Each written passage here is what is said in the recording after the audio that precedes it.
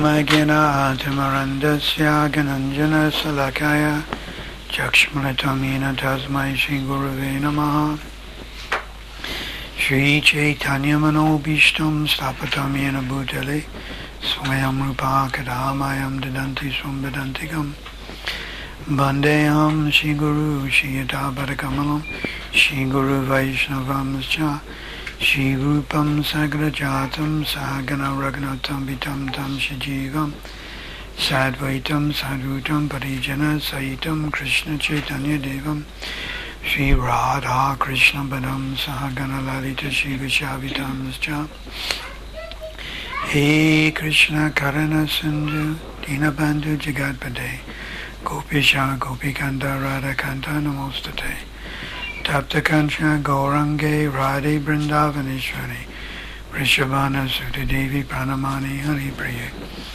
Vanchakalpa Tarubhyascha Kripa Sindhu Vivacha Patitanam Bhavanebhyo Vaishnavebhyo Namo Namah Shri Krishna Chaitanya Prabhu Nityananda Shri Advaita Gadadhar Shri Vasari Gaur Bhaktivinoda Hare Krishna Hare Krishna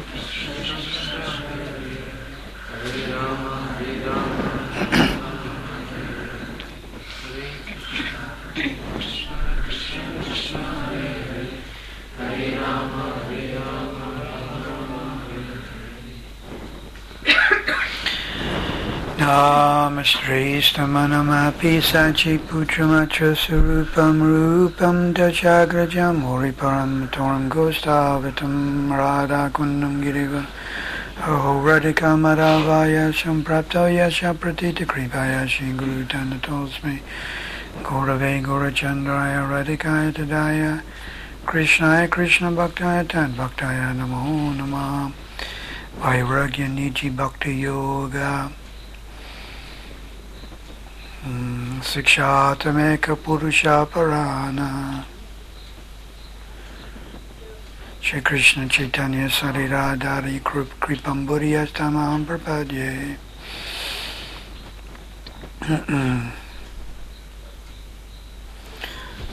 So today I was reading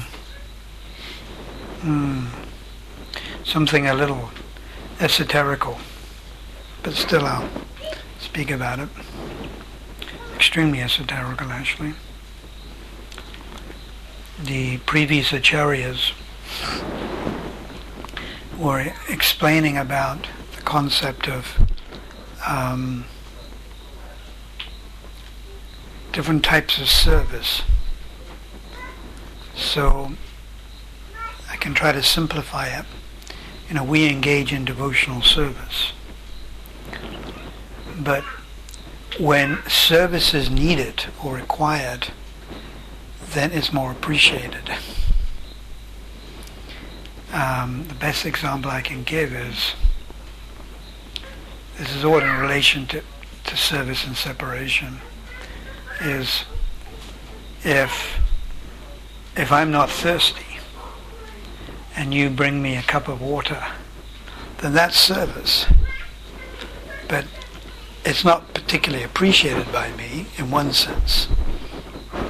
But if I'm very thirsty, if I haven't drank water for 2 days, and then you bring that cup of water, how much more is that service appreciated? Can you understand?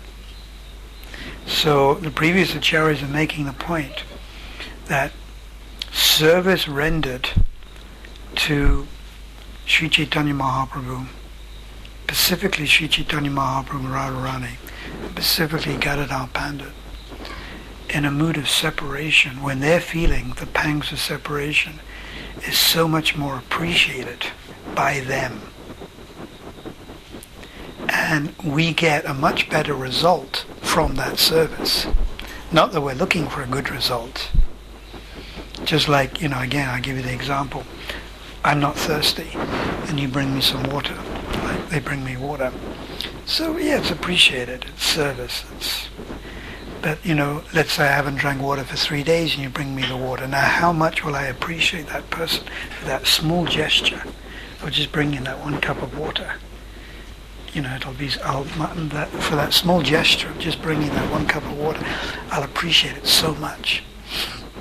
So the previous acharyas are also making this point. It's very esoterical. It's not an easy thing to understand. It comes from the higher realms of bhakti. But apparently Bhaktivinoda Thakur one time said that Vrindavan is for people of hollow people and men of shallow thinking.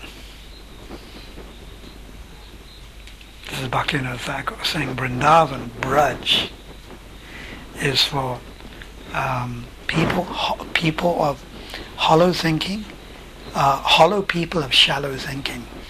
I will not go to Braj. And then Bhaktivinoda Thakur says, I will go to Kurukshetra.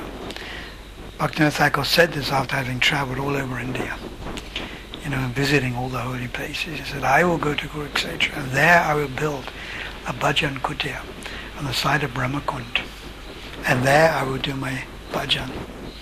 Why? Why is he doing that? Because at Kurukshetra, that's where Radharani went to meet Krishna.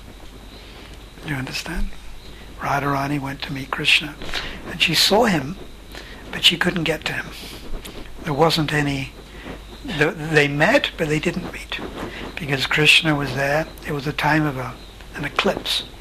I think it was a solar eclipse. It was in the daytime, so it was a solar eclipse. And Krishna came from Dwarka. And Krishna was dressed as a king, and he came in a different mood with the elephants and the chariots and the soldiers and the armor. Can you imagine, like the king comes? It's very Aishwarya. Aishwarya means a lot of opulence. So there is all the chariots and the elephants and the soldiers with their armor, and they're all at Kurukshetra. And there's Krishna.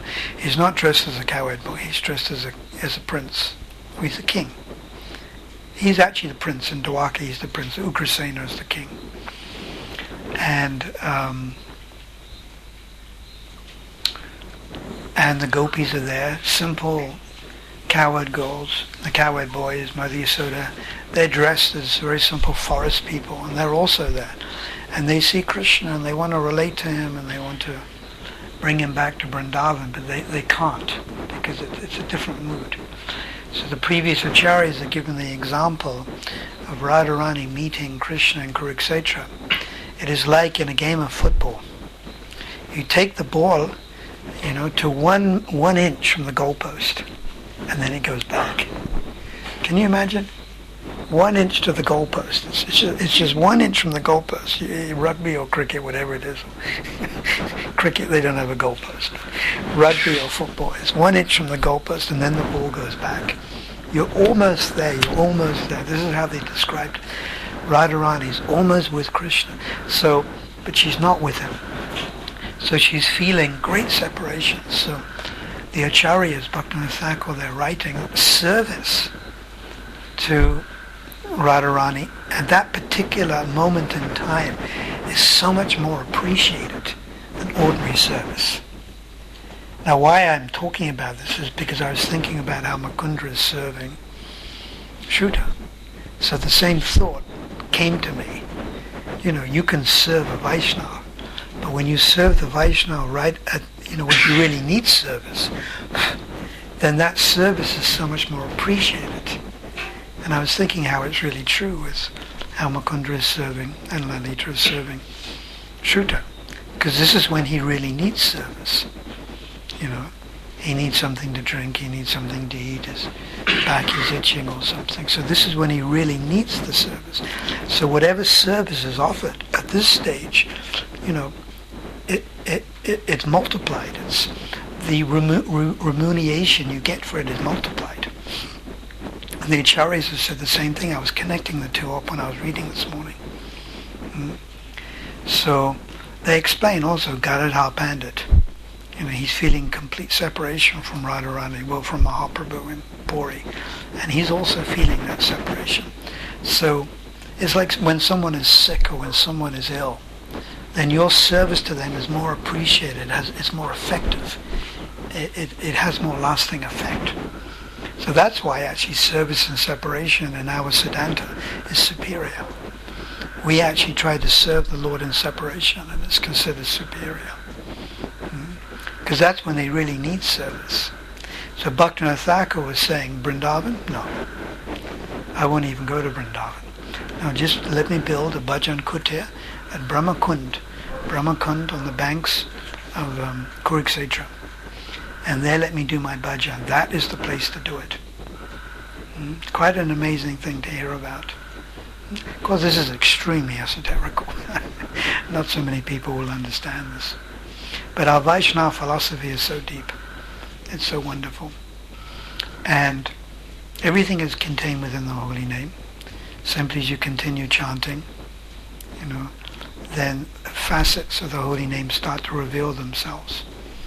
When you first start chanting the holy name, your mind becomes a little peaceful. Kleshagni. Kleshagni, what does Kleshagni mean? Yes, Klesh. Klesh means troubles, difficulties. So in the material world, all of us, it's so difficult, so problematic. Would you agree? Raising a family, trying to make some money, it's just so problematic. It's tough. So that misery that you experience in the material world acts as an impetus, and you start to look around. Bhaktivinoda Thakur described this in Jayavadharma. You start to look, and you start to think, I'm suffering so much. Isn't there any type of relief? And you start to look into different philosophies. I remember that was the case with myself when I was 18 years old. I started looking. Same with you, Donna. Material life is so miserable, so horrible. So this acts as an impetus, and you start to look, and you develop. Bhaktivinoda Thakur described, you develop the ability to discriminate. You start discriminating, and you start looking for the best philosophy, that one that will give you peace of mind, that one that answers your questions, that one that gives you some goal of life. So gradually one comes to the holy name, and we start off chanting. We don't have so much faith, but we chant, and then gradually as we chant more and more, our faith increases, and our life becomes more in order. We become more peaceful human beings. Although what's going on around us continues to go on, the murder rate, the rape statistics, the death is always 100%. It doesn't seem to bother us so much. So this is practical, because all of you can think back to before you were devotees. Whenever that was, some years ago, you think back and you compare that state of existence and consciousness to now. And you see a big difference. You see a big difference. I was struck, this struck me. I had a vivid experience of this. I was in Peter Marisburg, and there was one girl in Marisburg, I forget her name. She's friendly with the big Brahmin man who smokes. No, the other one. Manjula's husband. Huh? Umesh, yes. So this sort of skinny little girl. She's about 20, And I started speaking to her, and I asked her, and she was an orphan. She never knew her parents. What's her name? She never knew her parents. And she's been living here and there. I was struck, I was shocked. And I said, where are you living now? And she said, I'm living with some Muslims. And I was really quite shocked. And then she smiled, and she said, but I know why. It's my karma. And she smiled, And that, that smile was like, it wasn't superficial. It was real. I know why I suffered. It's not like some big question mark. It's my karma. And just because she knew she could put a name to it, her karma, and it all made sense in her mind, this gave her some purpose to live, I was very impressed when she said that. Such a young girl, speaking like that. So when you come to Krishna consciousness, so many things are answered. There's a reason why you're suffering. There's a reason why you went through distress. Suddenly you have a goal in life. You have some direction. Otherwise there's no goal. There's absolutely no goal at all. You're just going here and there. making some money or whatever, just living from day to day, like my parents, just living from day to day, like many people living from day to day. But Krishna consciousness gives you actually a goal, a direction. You may not be at the goal. I may not be in Vrindavan, but I know that's my goal. I may not be in Johannesburg, but I know that that's where I have to end up. And I know my mode of transport also, to continue engaging in devotional service. So Krishna consciousness, chanting Krishna's name, gives you that goal. And immediately, the fever, it's described as like a fever. The fever of material existence comes down. Material existence is like a fever. Now when you get a fever, what happens, doctor? You feel terrible. You feel terrible. You start hallucinating. You start seeing things that aren't there. Isn't this materialists? They start thinking that they're God. They think that they're going to live forever. They think this life is all in all.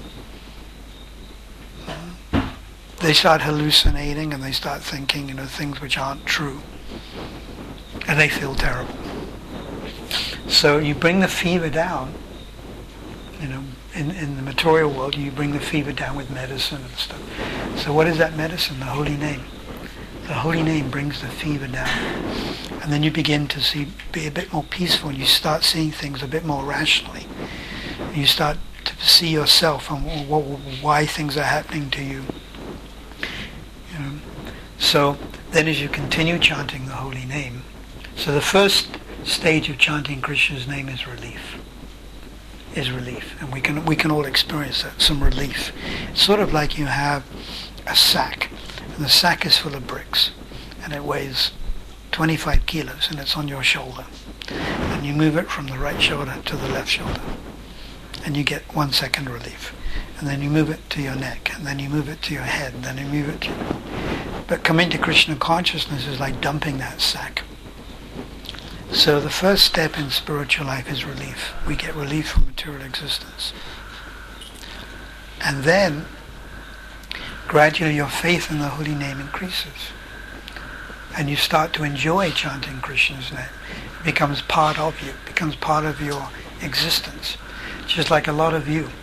If some or other you went one day without chanting, how would you feel? Millie, how would you feel? You've been chanting for 25 years at least. You'd feel terrible. It's part of your life. You have to chant. It's part of your life. So it becomes part of your existence. Then gradually you continue chanting, and you develop more and more taste for chanting. Now at the moment we have taste for chanting, but we also have taste for material things. Our taste for material things hasn't completely vanished. Therefore we still take some pleasure from being with the grandchildren, or the husband and the wife, or occasionally some material sensation, overeating or something, ice cream, something or other, But gradually our taste for material things diminishes, and at the same time our ruchi, our taste for the holy name, increases. It happens together. And then one develops more and more taste for the holy name. And then gradually one comes to ruchi, and deeper ruchi, and then you come to ashakti. And then all you want to do is chant the holy name. That's all you want to do. Now we're not at that stage. Admittedly, if we've skipped our rounds for one day, we feel bad, and quickly we want to chant our rounds. All right, 1 hour, 2 hours. But then we tend to put the bead bag down and do other things. But can you chant for 8 hours non-stop? 11 hours, 12 hours, 13 hours? Can you do that? Now this stage is deep ruchi and ashakti. This will also come. And where the pleasure you derive from the holy name is unprecedented, asambhava. The word asambhava means unprecedented. We're not trying to enjoy the holy name, but pleasure comes from chanting the Lord's holy name. Some of Srila Prabhupada's disciples, they used to, one time, they were staying with the Kinshana Krishnadas Babaji Maharaj. He was a disciple of Srila Bhaktisiddhanta. And somewhere he was sleeping in the same room. This was in Mayapur years ago. So when these are all senior GBC sannyasis. So when they took rest, they noticed that Kinchana Krishnadas Babaji Maharaj, he was sitting on his bed chanting. They noticed this. And when they woke up in the morning, they saw he was in the same place, sitting on his bed chanting. So maybe he dozed for a few minutes. But this is like, this is like our Shakti. This means when your attachment to chanting is far, far greater than anything else in the material world, including the attachment to your children, and including the attachment to your own body. And then the holy name starts manifesting more and more. Nam, Rup, Gun, Lila, in that order. The holy name starts manifesting to you more and more. It's not just 2 syllables, Hare Krishna. It's not just a bunch of syllables. Nam, Rup, Krishna, his form start manifesting while you chant. Almost like Sanjay in the beginning of Bhagavad Gita. Sanjay was with Dhritarashtra, and they were not at the battlefield of Kurukshetra, but Sanjay was able to see in his heart what was happening elsewhere, and he was relating to Dhritarashtra. So in the same way, you're sitting in your little room, wherever it is, Chatsworth, North Coast, South Coast, and you're chanting Krishna's name, but you're not here. You're actually in the spiritual world. You're observing Gaur Leela. You're observing Radha and Krishna Leela. First is Gaur Leela. It has to be Gaur Leela first. So you're observing Gaur Leela. You're not partaking in it. That's at a more higher stage. You're observing it. And it's so sweet. It's so wonderful. You start to observe it. And gradually, as you get more and more advanced, you begin to enter into that Leela. And then you start participating in that Leela. But if we can just observe it, that's wonderful enough. Just to observe, just like, you buy a video and you sit down and you stare at the one-eyed guru, the TV, for 2 hours and you don't move. Nothing. 1 minute it's 8 o'clock and the next minute it's 10 o'clock and 2 hours have gone just like, and all you've been doing is observing. But after watching some, mundane movie or TV program, you don't feel enlivened. You want to grab the beads actually and chant a few rounds because it's not so pleasant. But when taking the beads and chanting, you can actually observe. This comes on a higher stage. So the holy name, one starts to enter into that Leela. And our main purpose is to serve. So in that Leela you start serving. It's not that you're enjoying, you're serving. Our pleasure comes from serving. Simply from serving. So there's Lord Chaitanya, there's Lord Nityananda. And they may be dancing at Rath Yatra. They may be in Gambhira. They may be in Srivasangam. And your position is simply to serve. Maybe you fan Mahaprabhu. Maybe you play the kartals. Maybe you play the mridanga. Like Sir Damodar was playing the mridanga. So you start playing some instrument, and you start serving. So the idea is always to serve. We serve. We serve. It's not that you enjoy the holy name, although sometimes it may sound like that. It's not that we enjoy. No, we're serving the holy name.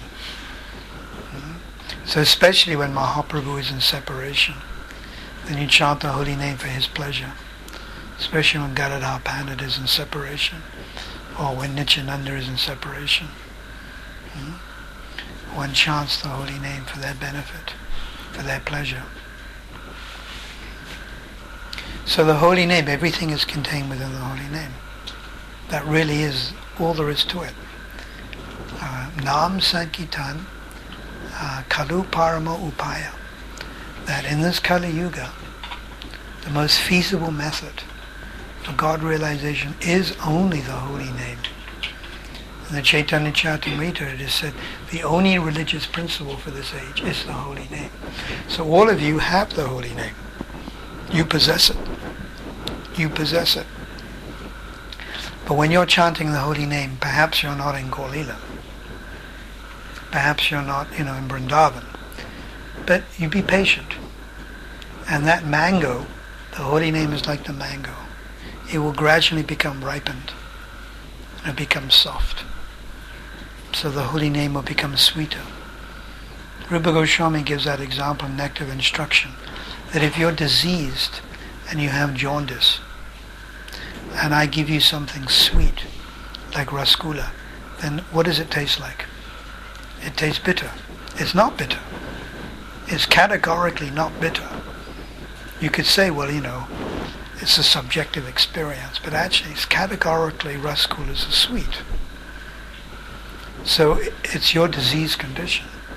So at this stage we chant the Lord's holy name, Hare Krishna, and not so much taste is there. Some taste, but not so much taste. But gradually, as we continue with patience, with determination, and with this essential ingredient of mercy. Without mercy we can't move an inch. It's all dependent on mercy. We'll gradually go higher and higher and higher, and the holy name will become sweeter and sweeter and sweeter. So the mercy comes from Guru. But Guru is not singular. Never be so small-minded to think Guru is singular.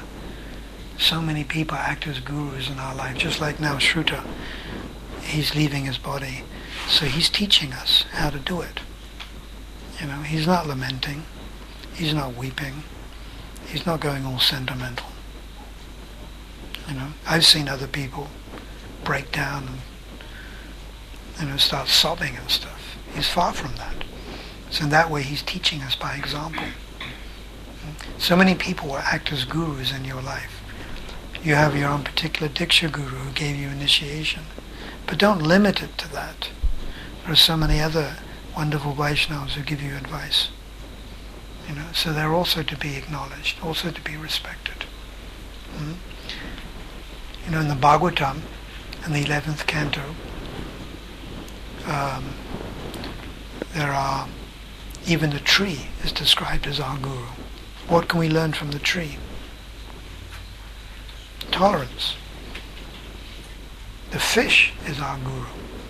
What can we learn from the fish? Be careful what you eat. It's all described. In animals you can learn in an abstract way. Material nature and animals and material can act as gurus, so they can teach us to be careful. This earth planet is very tolerant. So from that you can also learn tolerance. But then more specifically there'll be people who are our spiritual masters. So from them mercy can come. And we shouldn't think also that Guru has to be manifest. Doesn't have to be manifest. Lord Chaitanya is not manifest, he's apricot. Krishna, he's not manifest, but we worship him. We have the deity of him, we worship him. So Prabhupada is not physically present, but we have the deity of him. We pray to him. But the via medium, now this is important, the via medium for that mercy to flow is what? Who knows? What is the via medium? What is the channel that allows that mercy to flow from Prabhupada, Bhaktisiddhanta, or your own Diksha Guru, or your Siksha Guru? What is that medium? Attachment. Plain and simple, attachment. So if you're more attached to your Guru, then the more mercy will come. So it's easier to become attached to personality who's prakat. Prakat means living, obviously. It's obviously easier to become attached to someone you can talk with, someone you can joke with, someone who answers your questions. But mercy can also come from apricot.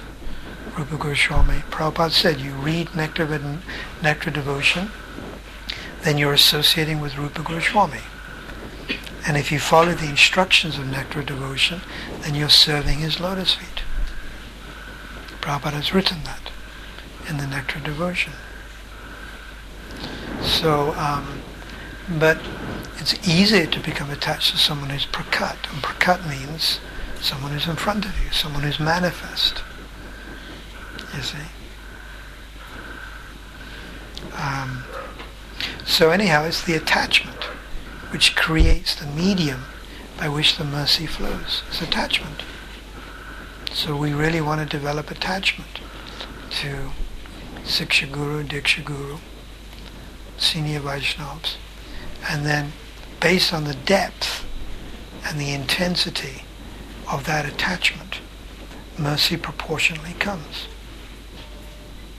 So Prabhupada was very attached to Srila Bhaktisiddhanta. As a result of that, he followed Srila Bhaktisiddhanta's instructions. As a result of that, mercy flowed. You see? So, we should try to develop our attachment to Vaishnava. This is why it's nice that you're coming here and developing attachment to Shrutakirti Prabhu. And when I see how Mukunda and Lalita, serving Shruta, it's very nice. It's very, very nice. It means, these are devotional considerations. I wrote to my mother yesterday and I said, yes, my good friend Shruta, he's dying and he's staying in Sridhama's parents' house. He's not staying in the hospital. He's not staying with his family members because the devotees look after him better. I put that in because my own grandmother, they put her in an old age home.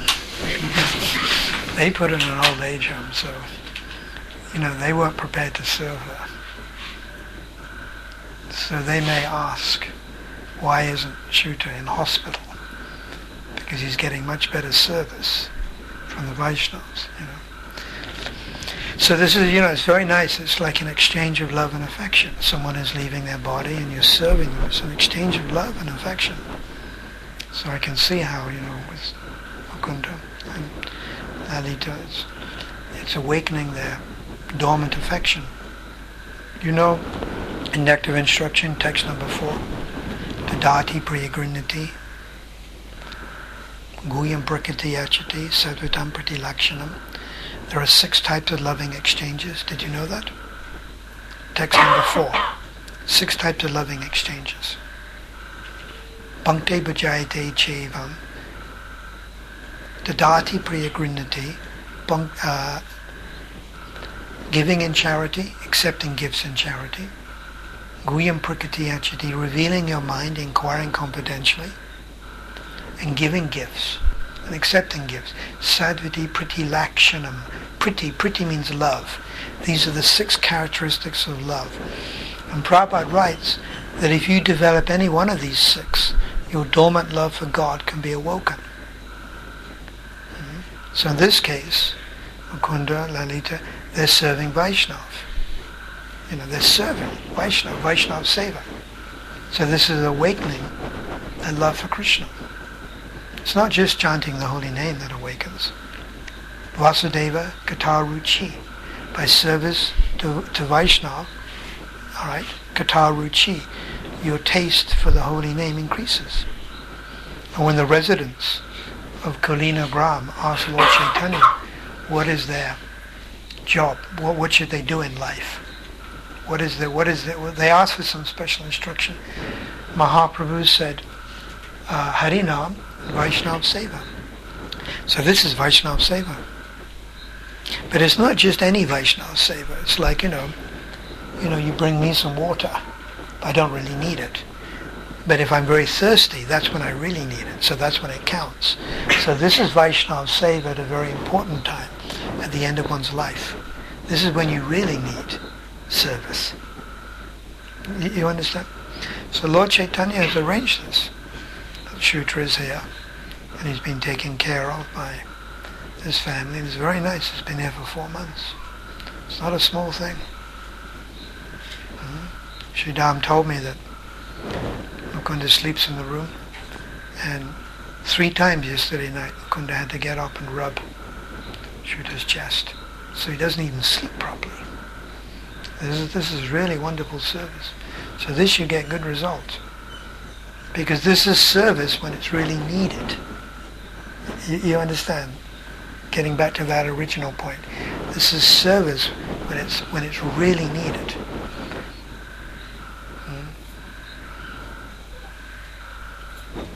So this is very nice, and it's good that we come here and offer our respects to Shruti Kirti Prabhu. It's very fitting, it's very proper, and we should learn from the way he's handling things. That, when this happens to us, not to become bewildered. I mean, I've seen, even in our congregation, sometimes at funerals, people become too emotional. I mean, I've seen it. Even in our own congregation, I've seen. Complete lack of knowledge, complete lack of detachment. So here we see things very sober. It's good. This is nice. Just like Srivas, he's having kirtan in Srivasangam with Mahaprabhu, and his son dies. You know the story? Srivas, an eternal associate. Actually, Srivas and Sri Ram are the first branch of Mahaprabhu. Chapter 10, Adi Lila, the first branch, Srivas and Sri Ram. So Srivas, his son dies. And Srivas, the family members tell him, so he says, look, keep quiet about this. Let's not disturb Mahaprabhu. We're having kirtan. Let's not disturb him. I don't want to disturb this bhakti ras, the flow of kirtan ras. Don't talk about it. Don't make a noise. And then he told his wife and the family members, if you make a big noise, I'll jump in the Ganges and drown myself. Because he didn't want anything to disturb kirtan ras. And then Srivas went back into the kirtan and immediately started dancing. Hari Bo, Hari Bo, Hari Bo. And completely forgot, oh, my son has just died. Can you be that detached? Pretty detached. And then after a while, Chaitanya Mahaprabhu himself, who's omniscient, and he knows everything, past, present and future. It was his Leela. He also stopped the kirtan and he asked, what has happened? And they informed him. So, for devotees, the most important thing is Mahaprabhu's pleasure.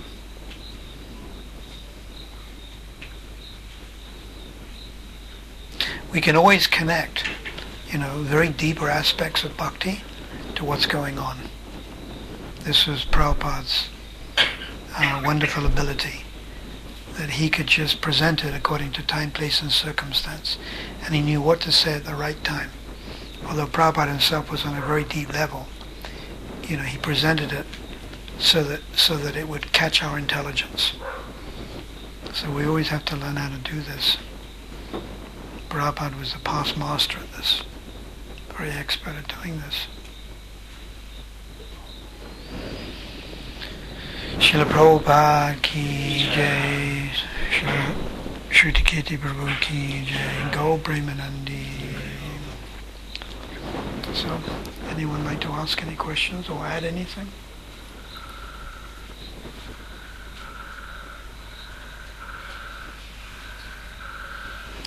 Just get Indraduna Maharaj's offering. I can read it to everyone. Indraduna Maharaj sent an offering to Shruta. Did you hear it? You didn't? I'll read it.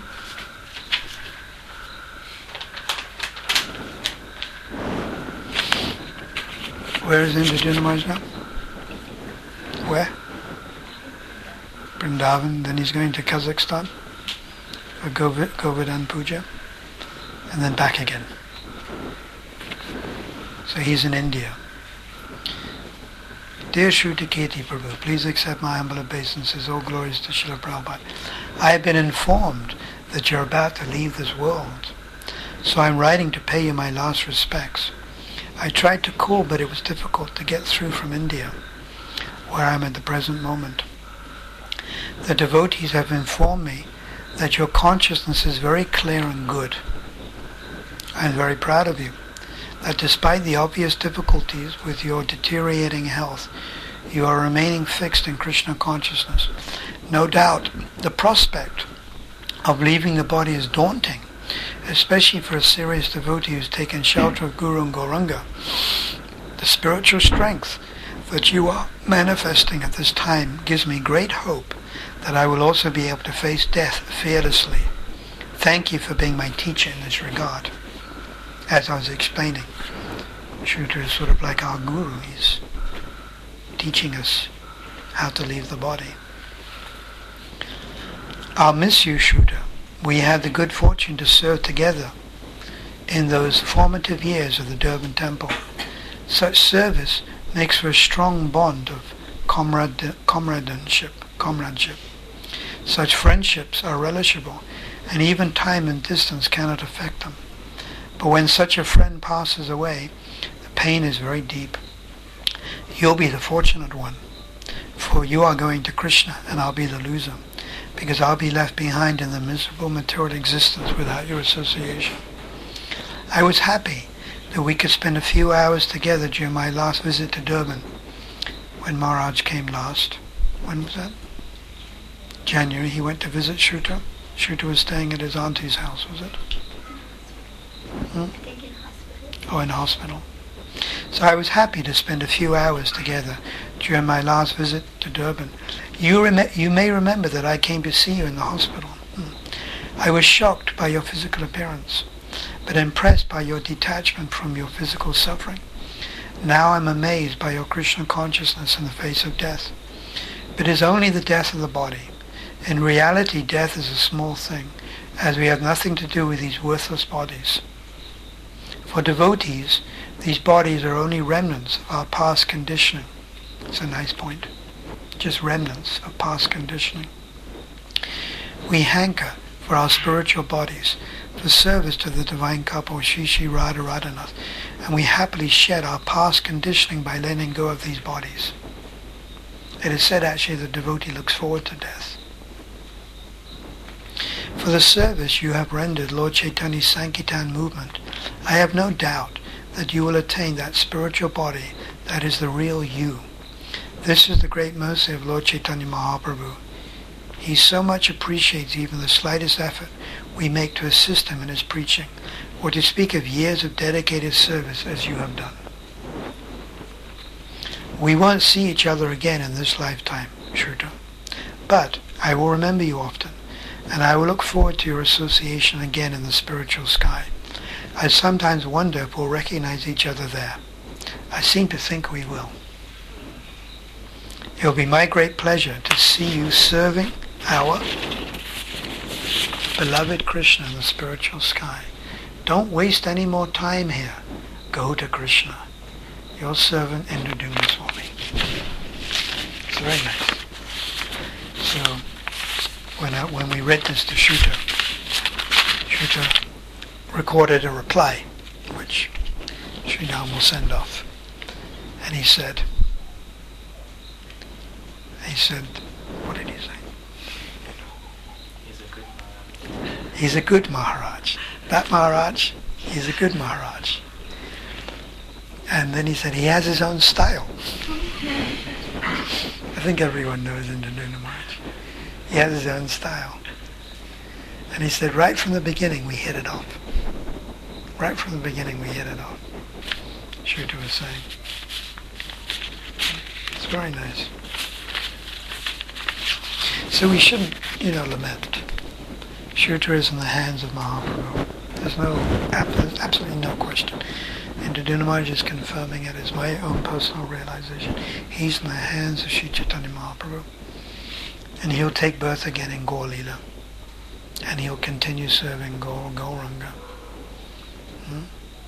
And if he's particularly attached to Radha and Krishna pastimes, he can also go there simultaneously. This has also been described by Bhaktivinoda Thakur.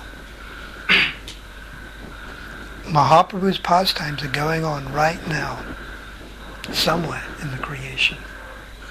Krishna's pastimes are also going on right now. Lord Damodar is being chased by Mother Yasoda. That's also going on right now, somewhere in the creation. Because we know the pastimes of the Lord is like a circus.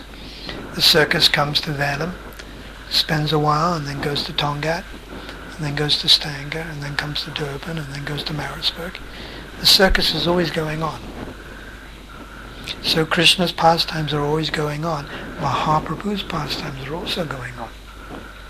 5,000 years ago, Krishna's pastimes took place, and then, after 125 years, everything, lock, stock and barrel.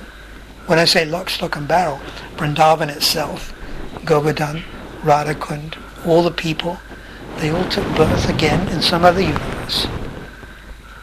And the pastimes continued. And right now they're going on in some universe in the material world. In the same way Lord Chaitanya's pastimes are going on right now.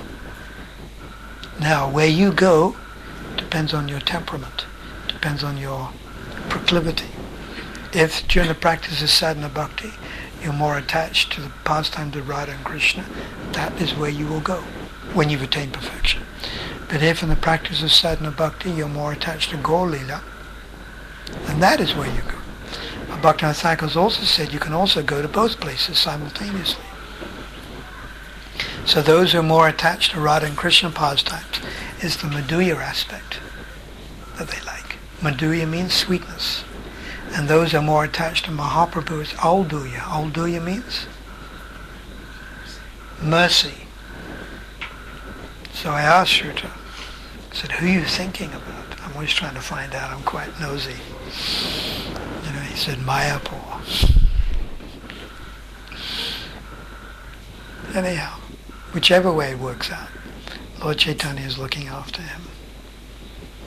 We're just fuffing around doing a few things, but Lord Chaitanya is really the one who's relieving the pain, giving him steady intelligence, and guiding him. He's the captain of the ship, guiding him. Anyone, any questions, or you want to say anything?